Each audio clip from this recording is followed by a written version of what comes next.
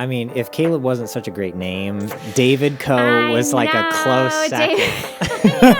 Again, it's like if we can go from the mindset of mental health isn't to fix something that's broken, it's to sustain something that's beautiful. It's to have a lifestyle of maintenance. I've noticed also, usually the areas where you hit imposter syndrome the most are the areas that you're most called to, because it means it's something that you're challenging yourself in and it's something that you care about. You put worth in. Yeah. The language that I like to use is like, we think that our brains are like scientists when we form our core beliefs, like equally weighing information and then making our decisions, but they're actually more like lawyers. Like it's just as much for me Yeah. as anyone else. I feel, I'm thinking back this is for the public. Here you go. This is Doing this for you, it's America. a selfish podcast. No, that's great.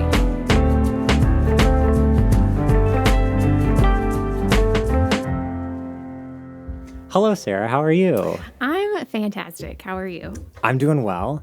I'm so excited to have you here on our kind of final episode of this season. Oh, wow. So rounding things out here with a bang, hopefully. Yes, I think it'll be. But I'm really looking forward to kind of jumping in to this. Before we do that, just tell everybody just a little bit about who you are, what you've done, what your kind of focus is, really. Yeah. So it's kind of an unexpected trajectory for me, but I grew up in Colorado, was a nurse by trade, still am, do it one day a week. And I felt like God asked me to move out to Los Angeles, and I didn't really know why. Definitely came out here without a place to live and without a job, with my car full of stuff. Just felt like the most irresponsible choice. And it was interesting on my way out, even like the year before I moved out here, I felt like God was talking to me a lot about Hollywood and artists and creativity. And I was like, why are you telling me this? Like, I am a nurse. But then after moving out here, kind of hit a mental health crisis of my own, which led to me kind of looking for a fun job in addition to my serious one. I work as a nurse at a cancer hospital and ended up working for a mental health coaching company. And then kind of accidentally was working in coaching, which I always swore, it kind of makes me laugh. The two things I said I would never do would be an oncology nurse or life coaching. I was like, life coaching is not a real job. Yeah. And yeah, that's hilarious. But so I've been working in there, like in those two fields for the last 6 years now. And then started working with artists because of where I live. And yeah, it kind of was where all the things started coming together of the things that God was telling me about, creatives and Hollywood and the importance of this city. So kind of have watched all the dots connect over time. And then in the last 2 years, I've kind of branched out and started my own mindset mental health coaching company that focuses on artists and creatives in media and entertainment. So Great. That's awesome. Thanks for sharing that. It's the name of it is the Caleb Co. Yes, it probably makes me look like a narcissist, but it's a Caleb thing. Well, you have to know, you have to be one to know. Yeah, exactly. You wouldn't understand if you're not a Caleb. But yeah, we're gonna kind of go into some of your philosophy behind that. Yeah. And really where that came from. I did see on your website though that story that you were saying of when you were bagging groceries, or you were at Trader Joe's. Groceries were being bagged. Yeah. Can you just tell us a little bit about that? Because that was kind of an incepting thing, the beginning of something. Yeah, totally. I was at Trader Joe's, and I had the best checkout girl possible, and she was having so much fun bagging my groceries, and she was making Tetris noises when she got it, and I was like, dang, you have more joy in just bagging this bag of groceries than I do in any part of my life. And I was like, I wish I loved my job as much as you do. And she was like, girl, I'm in finance. This is my fun job. And I was like, what? And she was like, yeah, my job is super stressful. This is where I come to decompress. She was like, you need to get yourself a fun job to get you through that super serious one that you hate. And I was like, I don't hate it. It's just heavy. And so I was like, fun job.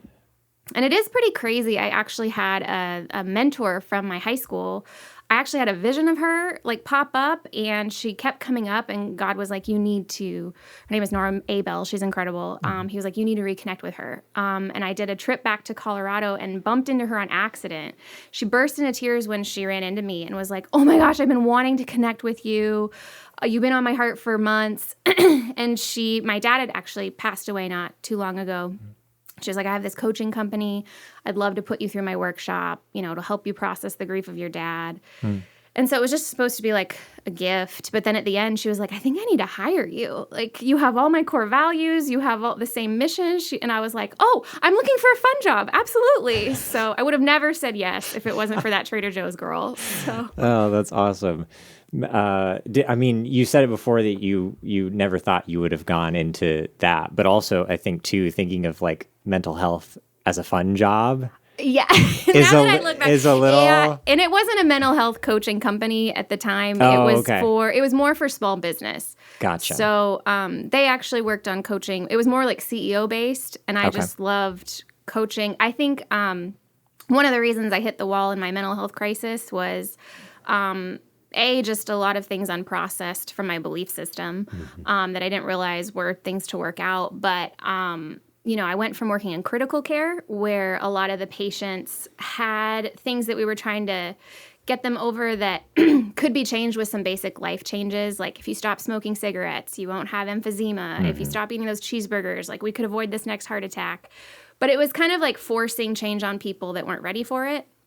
And then when I was in, cancer, it was these people that were super healthy, doing all the things we said to do, and they weren't seeing the results. A lot of the cases that I saw, because I'm in the more critical area of the hospital.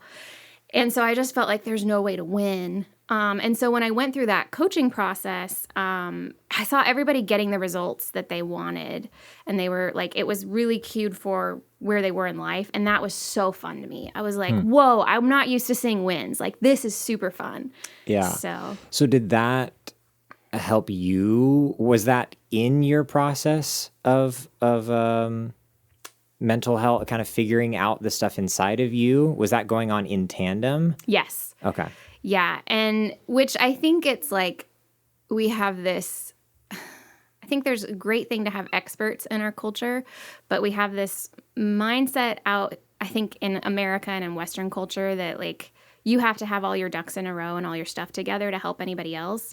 But it was actually really healing for me to have us all be healing together. And it was like, I don't have all the answers. You don't have all the answers. But these are great tools that we're going to all implement. And then our different gifts will help us help each other. So. Yeah. Yeah, that's awesome. So out of that, throughout your own journey, did that make you then realize that's kind of what you wanted to do? How did you get from there to then starting your own business and really focusing on mental health? Totally. Well, it was a really long journey for me. It actually started in the bush of Africa on a missions trip.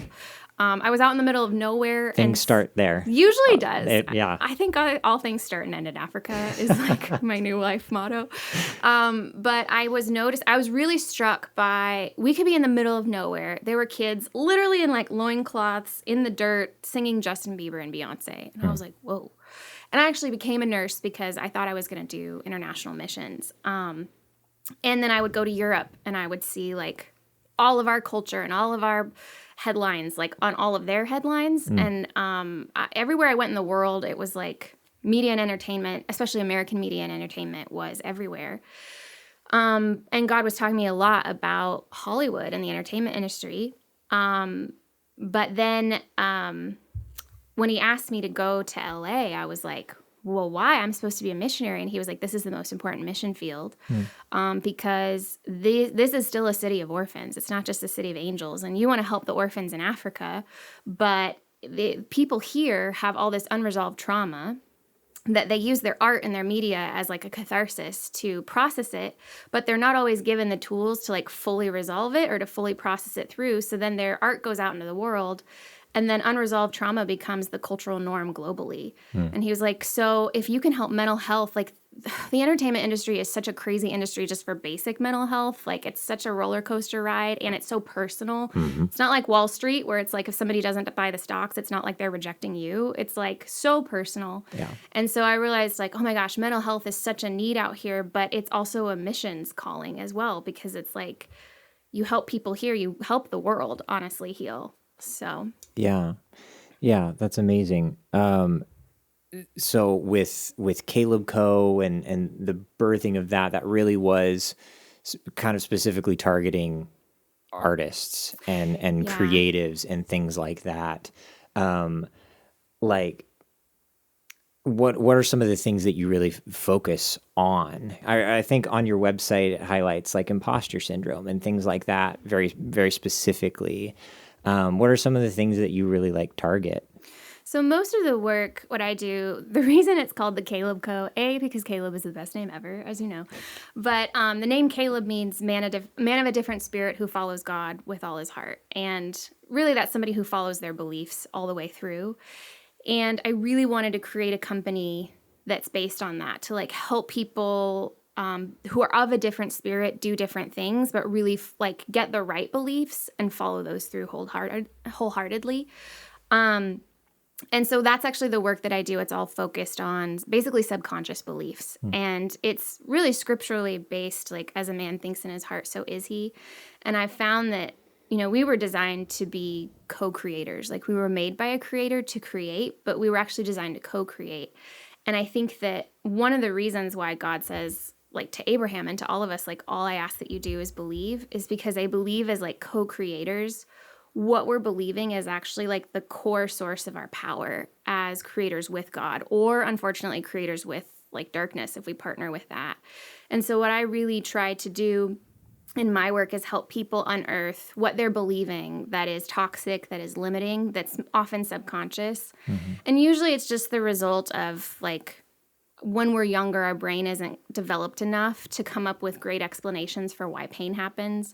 We're just trying to explain and get answers and move forward, but we'll create like oh, it can never be about me, or, oh, I'm not worth being seen or heard, or I'll never succeed as the explanation for why no one showed up at your birthday party. Like your brain can't say like, oh, my parents didn't plan it well, or whatever it is. And so I help people kind of identify those and then basically replace them with what God says about them. It's not a Christian company. It's not Christian language, but like the Bible is true no matter where you go. And so trying to partner with God to really show them who they are and in a belief that's true to their story and comes out of their story. So it's not just like positive thinking they're superimposing on themselves. It's coming out of their real life background. Yeah, I think it might be interesting to I mean, as a creative myself, and I know a lot of the people in our community are creative. And again, I just want to reiterate, creative can mean everything. Anything. Oh my gosh. It does not need to be, I am a like painter with paintbrush. I am an artist, that kind of thing. It can be in business. It can be in nursing. It can be in whatever. You can be creative in that field. I'd be curious to see if you have some insight. What are some of the commonalities that you've seen in like working with people in this field? Even just to name some things, because a lot of times I found for myself too, is you feel alone. You feel isolated. You feel like you are completely alone into yourself with whatever it is you're dealing with. But so often, you're not. That is not the case. So what are some of the commonalities between some of the people that you've really worked with and that you've even just seen more generally in LA, in the people in this city and more broadly? Totally. That's such a great question. I think that, well, the one thing across the board that I know that I've seen, again, I work on, identifying a limiting belief is what I like to call it and replacing it with an empowering belief. What are those? So a limiting belief, my definition of it is it's kind of like the subconscious core belief that you might have that's holding you back. And my definition for it is it's basically like a primitive explanation that our childhood brain comes up with to explain unexpected pain and give a false sense of safety and control. So it's kind of like, I had a client once, he talked about, he was the best example for how a limiting belief is formed. He had a birthday party for his 5th birthday. His family all got together, but because they had a lot of mental health issues, a fight broke out. He ended up being put in the car and was watching a fight happen for his family. He watched his aunt get thrown into his birthday cake. And his 5-year-old brain can't see, like, this has nothing to do with you. This is like a greater issue. But he just saw, oh, we all got together for me. Bad things are happening. It can never be about me. And in that moment, a limiting belief was formed. His brain needed an answer to kind of see why this happened and also to prepare himself so that he wasn't broadsided by it again. And that's kind of the nature of a limiting belief. So it's the combination of like an explanation we're trying to form. But I think that the spiritual side of a limiting belief is I can actually probably tell you somebody's purpose now by knowing their limiting belief. Because what I think happens is Satan gets in there and feeds them a lie specifically designed to shut down the core of who they are and what they're meant to do in the world. So this person who's like, it can never be about me, he's an evangelist. Most people that have like a, I'm not worth being seen or heard, nobody's listening, are evangelists, because when they're seen and heard, like heaven comes, people find Jesus, encounters happen. I've had like one client, people aren't safe. That's his limiting belief. It's, he's called to community. He's designed to create family wherever he goes. So Satan's going to hit him hard and early. That's usually his strategy to shut people down. But I think universally, everybody has those feelings, like you said, of I'm alone, or it's just me, or I'm the only one. But I've noticed also, usually the areas where you hit imposter syndrome the most are the areas that you're most called to. Yeah. And everybody hits imposters because it means it's something that you're challenging yourself in, and it's something that you care about. You put worth in. Yeah. It's easy to achieve and like grow in something that doesn't really matter to you, or to fail in something that you don't really care about. But when it's your heart, when it's your calling, that's like, ooh, failure feels too hard here. Yeah. Yeah. Definitely causing people to shy away or dodge any kind of growth or I feel like so many of these episodes, talking to people, hearing, like it's just as much for me as anyone else. I feel, I'm thinking back to... This is for the public. Here you go. This is doing this for you, it's America. A selfish podcast. No, that's great. I mean, I created a company because I was selfish and had a crisis. So yeah, but I mean, even in that, it's like things that you're struggling with, and then creating out of that. Almost what you just said. Those limiting factors then almost become the gateway to your success. Totally. You said there was the limiting factor, and then what was the second thing that you said? So the empowering belief, that's the part where, I kind of, my coaching process is, I work with a lot of creatives and artists and their storytellers. So I kind of take them through a lot of questions of telling their story. And I'm kind of listening for a lot of, like, what really matters to you? What's the calling on your life? What's happening? And so I'll have a general idea of, like, what God says about them. But then I basically give them a space. Again, there's no religious language around it, but there's a space for, like, open visualization and a time basically for them to meet with the Holy Spirit and Him to show them an alternative. We do, like, a courtroom visualization, because the central theme in my coaching, the language that I like to use is like, we think that our brains are like scientists when we form our core beliefs, like equally weighing information and then making our decisions, but they're actually more like lawyers. The moment you have a theory on why something happens, your brain goes to work to like maximize all the evidence that aligns with that and diminish and erase anything that's contrary to that. And we need to be right. And there's that element of justice in us that we need to know things, and we need to have that. But so I do like a courtroom visualization where they get to kind of see the limiting belief play out for what it really is. And then there's a space for God to just tell them.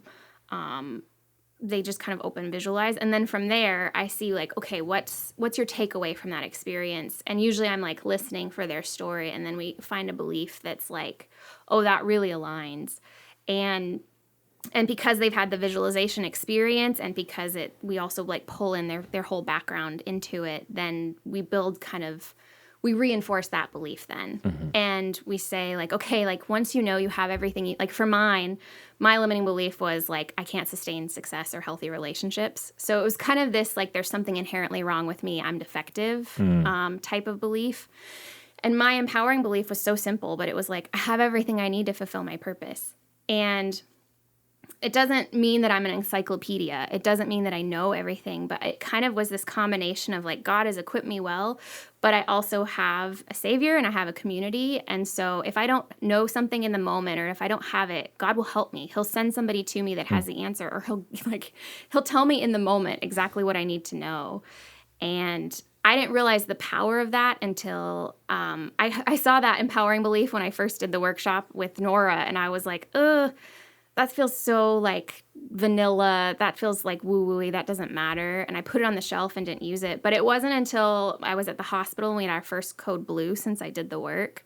Normally, like, somebody's legally dead and your job is to go like beat the life back into them, like beat their heart for them. I hate code blues. But when I was running into the room, like, I have everything I need, like that experience of that visualization was like in the forefront of my mind. And I was like, oh my gosh, I have everything I need. And I felt so stabilized. And it was the most confident I've ever been going into a code. So that's sort of an example. Yeah. Do you think that people sometimes, I don't want to put words in your mouth. How do I ask this question? I'm just going to ask it. How do you think people like overcomplicate Oh my gosh. mental health? All day, every day. We're the worst overcomplicators in all of history. Yeah. So what I mean by is like that simple answer, that simple truth, like was enough. But then we make the narrative that it's not actually that big of a deal, or it's not enough. There's a deeper thing. Yeah. How does that? What have you seen in that area of like people just overcomplicating mental health? Well, hopefully I can answer this question right. But I think first of all, we kind of in America approach mental health sort of from the mindset that like mental health is what happens when something is broken or inherently flawed. And so it's like a problem you have to fix. And then we kind of take this mindset of like, we're all broken, which in some ways is true. We're all broken and in need of a savior. But we try to be our own savior, I think is where it gets snarly in, that's not even really a word, but in mental health. And so we put ourselves on this hamster wheel of like, we have to fix ourselves, and we're not the person that was created to fix us. And also a lot of the things aren't things that are broken that need to be fixed. It's just we need a better way to process things. Because I think in Western culture, we have such a compartmentalized view of things, whereas like Middle Eastern culture, like around the world where there's more family, where there's more community, where there's more integration in life, it's like there's a better system for processing hard things the way we were designed to. Like even you look at Jewish culture, like sackcloth and ashes, like, you know, I'm half Jewish. Like Jews are the most extra when it comes to processing grief. Like they would literally like put on clothing for it and hire mourners to like wail with them. And that's actually a normal response. Like when there's a death, when there's something really terrible, we should be able to experience the full range of emotions. But we almost have like a sociopathic view towards processing, where to be healthy, to be strong is to feel nothing and to show nothing. Shove it down. Yeah. And so I think because, you know, what mental health really means to me is learning a way to process and release life, and to do it in a way that doesn't hook you. Like a limiting belief is just an unhealthy coping mechanism. And we're coping because we're not processing. And so I think because we have all this built up stuff and we're not given permission culturally to be humans, we overcomplicate things as a result. It's all this pent up energy and action potential that we use to make things more complicated than they need to be, is my answer, if it makes sense. Yeah, no, that makes a lot of sense. Going semi adjacent, we were talking briefly before this, just a little bit of some of the stigmas around mental health. I mean, I think overcomplication is one of them. I don't know if it's the stigma necessarily, but what do you kind of say to the people that might be hesitant or just worked up about it? Or, I mean, it was literally me. I started going to therapy in April of this year. Oh, good for you. I believe. And it's been amazing. But years and years and years passed where I was like, I was very pro therapy. I was like, oh, therapy's great. Everybody should do therapy. I love therapy. For them. I don't need love it for them. I don't love need it for it. you. Yeah. That was me for like years and years and years. And it's been such a wonderful experience to do that. But yeah, it was definitely this thing of like, it was almost too of not wanting to admit, thinking that I had to admit that I was broken, or I had to admit that I was ruined beyond saving. Yeah. And then therapy is this like eject button, or this like save me, I'm unsavable kind of thing that is just so much bigger than it needed to be. Yeah. So I don't know if there's what are some of the other things that really like come against people entering into finding a new way to process, like you're saying. Totally. Well, I think what happens, it's like you said, like usually it's the limiting belief that has the hook in it and is like so empowered, because we are using our power as co-creators to create with a lie that Satan gave us. So it was probably that belief while you're actively believing it of like, I'm unhealable, I'm broken beyond restoration, that makes it feel impossible. So usually I tell my clients, like, the first month might be rough. Most people, it actually feels like kind of cathartic and like a release to identify the limiting belief. But it's like it goes from your subconscious to your conscious. You're actively believing it, so you're actively empowering it. But the moment you realize it's a belief and not just how the world is, you pull the plug on that power. And on the other side of it, you're actually able to think differently. Like, I literally thought I was stupid. I just thought that was the reality. But the moment I was like, no, this is a thought, like a way of thinking, I'm empowering, I can shut down this neural pathway and activate a different one. Like, it got easier. But I think it's also, like you said, it's like we have a limiting belief empowering Satan's lies over us, but then a lot of us have unprocessed trauma, and even trauma is trapped in our bodies. So it's the buildup of all the things that we haven't touched yet that feels so overwhelming. But I think, again, it's like if we can go from the mindset of mental health isn't to fix something that's broken, it's to sustain something that's beautiful. It's to have a lifestyle of maintenance, because the world is fallen. We live around the effects of it all the time, and we feel the way God feels, and we need to be able to like process, feel, and release that so that then once we kind of have that mindset, we can look at this and be like, oh, this isn't my story. This isn't my identity. This is my story. And I think that's one of the things that, like, especially Jewish culture and other cultures understand well.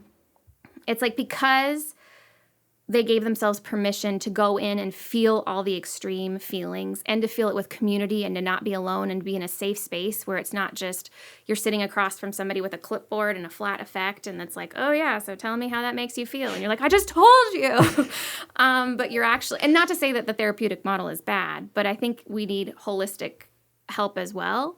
But once you go through that and you're starting to process it, it no longer has that buildup over time, and you can move on. I think one of the fears is it's like, if I touch any of these emotions, I'm going to drown in them. I will be this emo person forever. And we think our story is our identity. But Jewish culture, it's like, you look at David when his son died. He said he was interceding forever. He was in sackcloth and ashes, and he was so distraught over it. His servants were afraid to tell him that his son had passed, because it's like, well, what's he going to do? But the moment he realized that his son had died, he like washed his face, got up, and was like, I'll see him in heaven. And I think, not to say that everybody has to have that response, but he was like, I put it all out on the field. I felt everything I needed to feel. Like, Jews would have a time of mourning where they went all in, but then they'd be like, all right, chapter closed, moving forward. And I think because we don't process it, just turns into this sad, angry blob of emotions. And then that makes it feel impossible. But when we do it over time, it's doable. Yeah. And then that just bleeds into everything else. Yeah. Literally everything else. Everything else. Yeah. Another thing that we were kind of touching on briefly was you were talking about like mental health and wellness almost as discipleship. Yeah. Can you talk a little bit about that? Yeah. Well, so I was working for this coaching company, and then they rebranded into a leadership development company. And all my clients freaked out because they're all artists, and like, God forbid that you tell them that they're leaders. They all are leaders, but you put that title and it's like all the triggers go off. And so it kind of forced me into starting my own company. I was like, I don't want to leave my company. But one of the things, and I was really having a hard time with it because my clients were like, we still want to see you, but we're not down for this language. But the thing anything but leadership. Anything but leadership. But the thing that actually got me through it and kind of pushed me over the hump of going out on my own was it's like I'm not really here to do trendy pop culture psychology.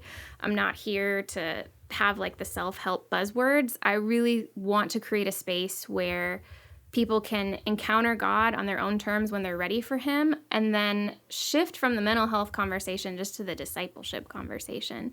If God is something, like if they encounter Jesus, he's what they want. And so I've had a number of clients encounter Jesus in their sessions, and so now we're doing a Bible study, and I think that's actually the model. It's like Jesus came and was like, follow me, and then be with me, and then we're going to walk through this in life together. I'm not he's the expert, but it's like we're all following Jesus together and learning as we go. And so I think like taking the stigma that we have to be perfect off and like digging into our mental health and realizing that, like you said, we're not all alone. We're all dealing with it together. But then moving into like, let's all follow God together, as opposed to here's your e-course, here's your 10 steps for the buzzword thing that's going to get you your results in 5 minutes. Like, we weren't really built for that. Mm-hmm. So I think like mental health is like the doorway, but really discipleship is what we're designed for. Yeah, I totally, I think even within the last couple of days, it is crazy how God works sometimes with timings. Yeah. Because I was literally talking about this yesterday, just about sustaining.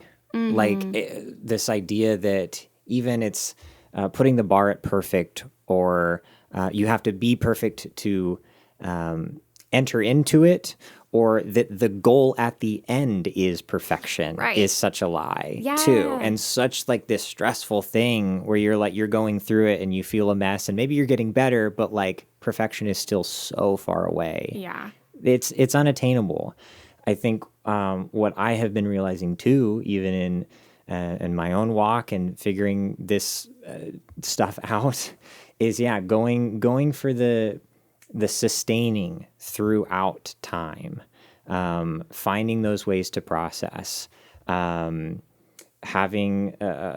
things like lined up for, okay, bad thing happened, or X, what life is still going to occur. Life is lifing. Regardless of how mentally well you are, life will happen. Totally. And so that's what I'm trying. I remember I had so many scenarios where it would be like, oh, okay, all right, I'm not doing great. I just need to get over this thing, and then I'll be fine. Yeah. And there's like always another hill. There's always another maddening other hills. Which, is frustrating. But I mean, that's also just life in general.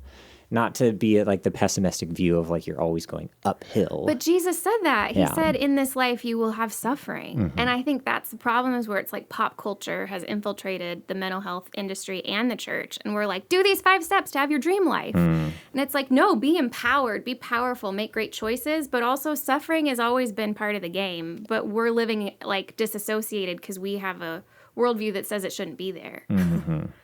Yeah. I have maybe kind of wrapping up here, but I did want to ask, just with if there was somebody who was dealing with things or trying to process or asking themselves questions around this, and they started to identify either that need or something within themselves, what would you say to them? What would you recommend in how they kind of start that journey forwards? Yeah, totally. Well, first of all, like, just know that you're made in the image of God, you're invaluable, and you're not alone. And these are things that you're feeling. It's not who you are. But then there's a ton of resources out there. First and foremost, we're built for relationship, like biochemically. Like, there's so much science that backs it up, but God also tells us that. And I'm literally doing a retreat this fall on relationships because I'm realizing it's like everybody's coming to me with their like clipboards and they're like, "Coach, fix my life." And I'm like, no, we need rich relationships, friendships, family, coworkers. Like, we need each other, especially since the pandemic. So tell somebody that's safe, because just, they say tell the truth and shame the devil has not felt more real to me than like in the last 3 years since the pandemic. So invite somebody else that's safe into your process first and foremost. I'm working on some different resources. We're doing an online masterclass. We're doing some different things to try to make things more available to people. But beyond that, like, there's so many good resources. I think that Brene Brown was one of the biggest healers for me on like taking the stigma off, like you were saying, and like the gifts of imperfection helped me so much. Yeah. But then there's this book called Mindset by Carol Dweck, and she kind of talks about, it's very science-y, but it just talks about how we were built for growth, and we're not fixed at our intelligence. We're not fixed at our life situation. Like, we can grow over time. And I think those were things that really helped. Like, it's not I am broken. I'm in a tough spot. And I am capable of reaching all these different levels. Like, God gave different gifts to people. He gave them in different numbers. He said that. He was very honest at the beginning. Like, some people get 1, some people get 5, some people get 10. And I think because we have like a celebrity idolizing culture that looks at gifts and talents, we tend to compare of like, I have 1, you have 5, you have 10. God loves you more. But that wasn't what God was looking for. He said, go increase what I gave you. Again, go co-create, go partner. And so it's like, it's really just, what are you growing with what you were given, not how much do you look like the person next to you. And that even is your mental health. Like, your mental health is something that you can cultivate. It's not a problem to solve. It's something to nurture. And yeah, those are kind of, and then come to church at Expression 58. There's great it's community an elaborate resources. plug Yeah. all the way through. You said something that might be interesting to dive a little bit into with, you said it actually multiple times, but feelings and identity. Yes. That your feelings are not your identity. Yeah. And that just stuck out to me. And I'm even trying to process it, but what do you specifically mean by that? Yeah, I think sometimes we're so afraid to process because we think that we are our feelings. Like, if we're always positive, if we're a positive person, if we're feeling very low, we're a downer. And I think our feelings are meant to just tell us what's going on inside of us and show us where to direct some attention. But they're also, I think it was Abby Stumball who quoted a movie in one of these podcasts, but she said, feelings are like children. You can't put them in the trunk, but you can't let them drive the car.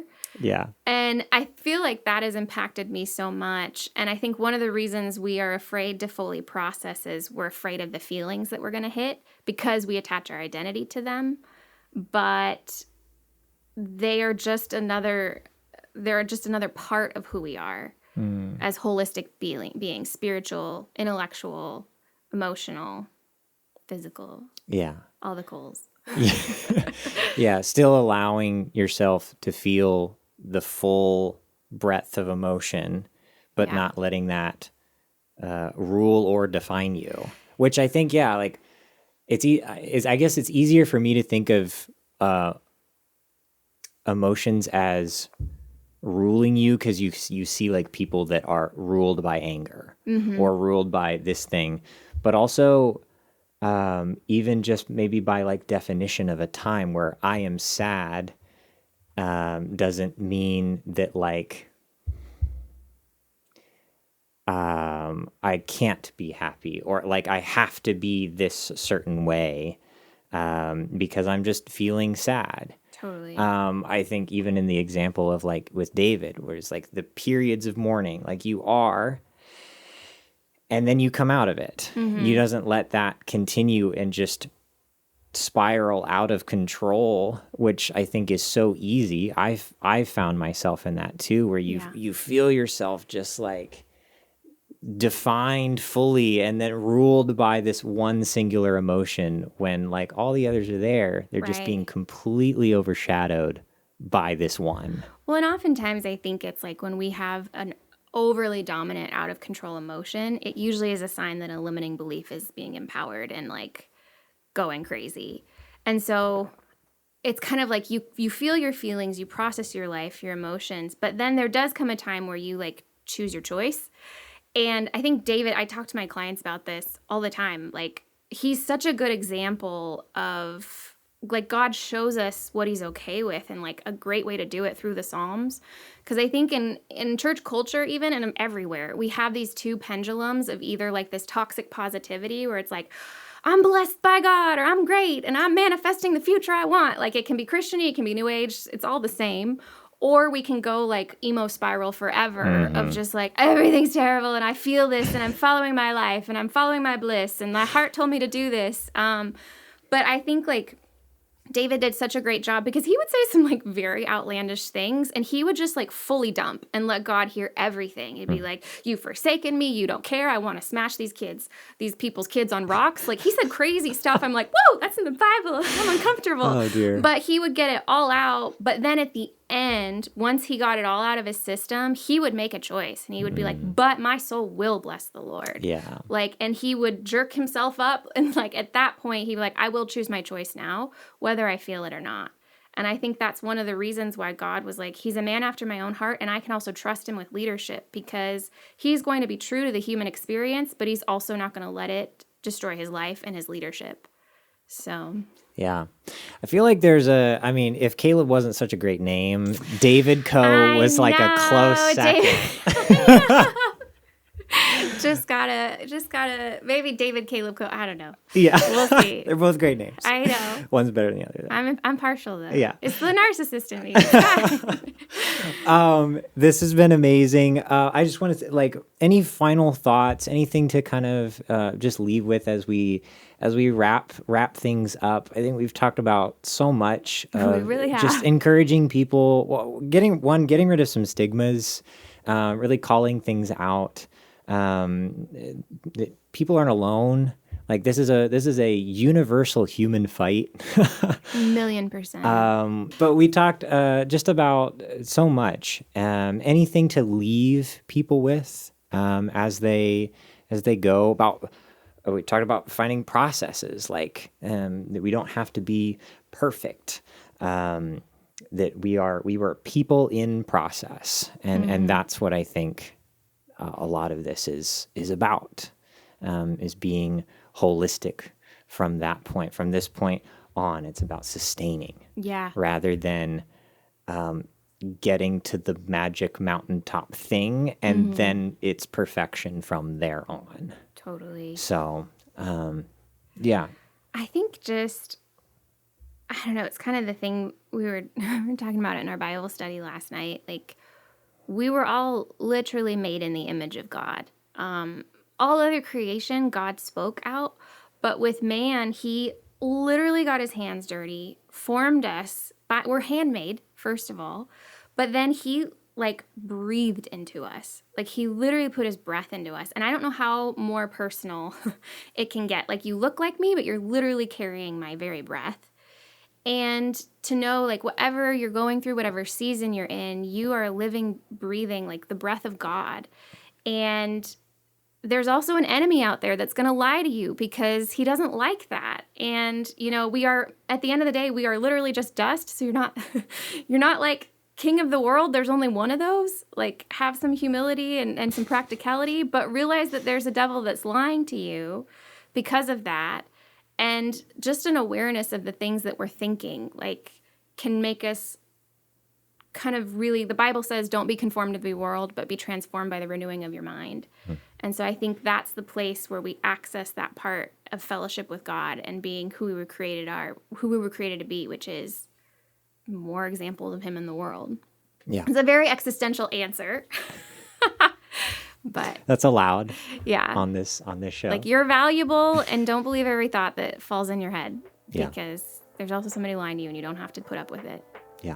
So yeah, I think that's a great way to end. Close Thank it you. out. Yeah, thank you so much for taking the time to do this. It's really gives me a lot to think about, and I hope that's the case also for the people listening right now. Absolutely. So, Thanks for having me. This was fun. Yeah, this is great. Thank you for listening to this episode of the LCJ podcast. We hope that this conversation blessed you. If you want to know more, please look in the description for more links and follow the Expression 58 socials to keep up to date on what we're doing. If you'd like to support the creation of this podcast, please consider donating. Visit expression58.org/podcasts for more information. We'll see you next time.